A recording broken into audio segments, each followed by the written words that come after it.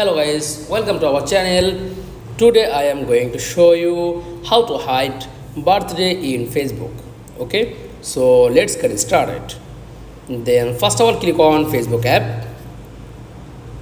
Okay, tap on top left profile and scroll down. Then tap on edit profile.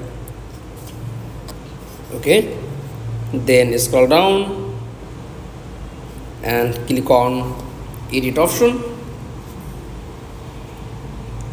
and scroll down, then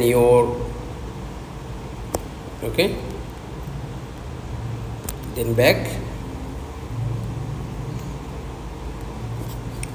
Okay, then tap on menu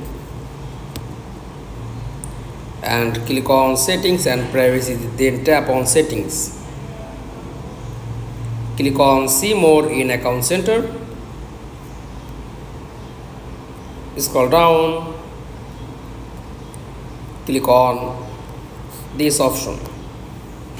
Okay, then back, tap on personal details and just tap on your birthday and click on Facebook profile. Okay, and tap on edit and then hide to birthday in Facebook. That's all. Thanks for watching. Please like, comments and subscribe. Thank you.